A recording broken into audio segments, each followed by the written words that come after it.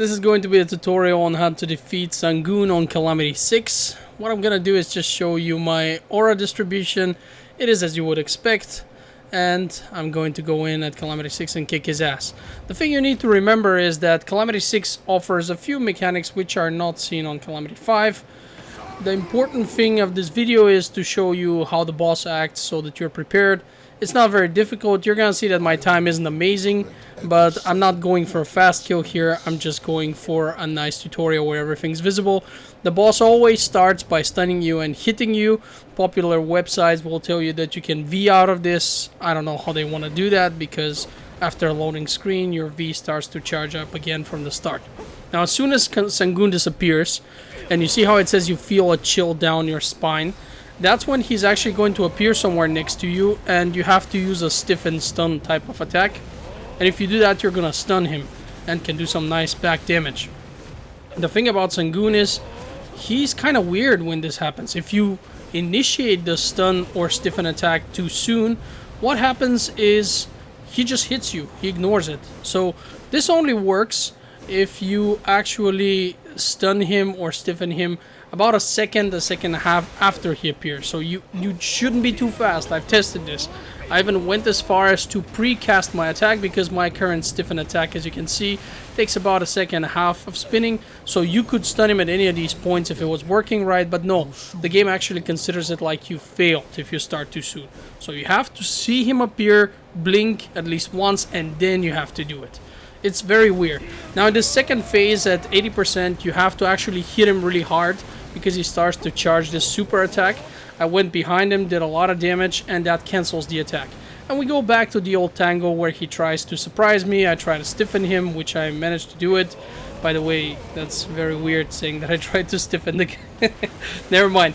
Anyway, so you keep on fighting him, and never forget your iframes, because he does a lot of these attacks where he just swings at you or does AoE attacks.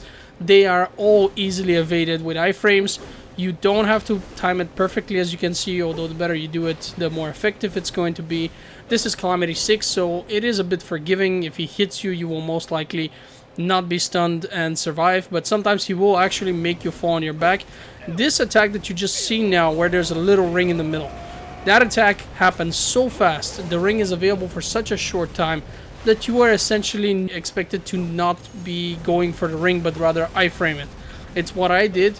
If you know that it's coming, because it happens around 50%, you could position yourself correctly, but I had no idea because I wasn't really paying attention to his health.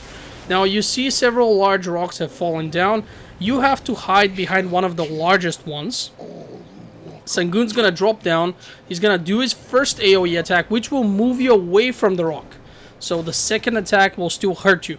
Make sure you're at full HP for this, because you will still get killed. No matter how you position yourself, he always pushes you to the left or to the right, so you always take the hit from the second attack. If there is a way to avoid it, I have yet to find that. Also, what is annoying, in the case of my Awakening Mage, I have a summon, and after the first stun, he actually removes my summon. I've never seen this happen before, but you've seen it and you're going to see it again, which debuffs all my DPS and stuff. I don't even notice it.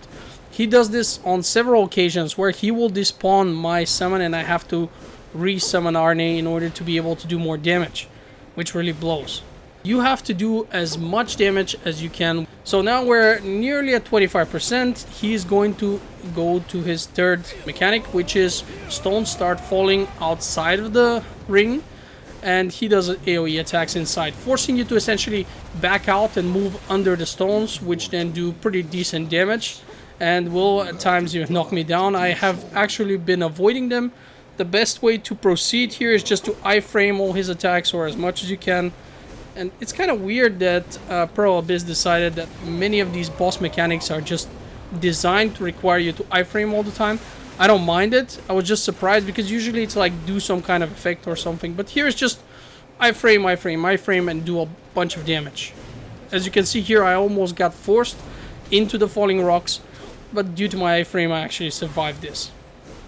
This is also the point where you want to start doing decent damage as much as you can. Go for those back attacks, because the boss is becoming more aggressive, but he needs to go down soon. You're losing time here, especially if you're doing it slowly as I am.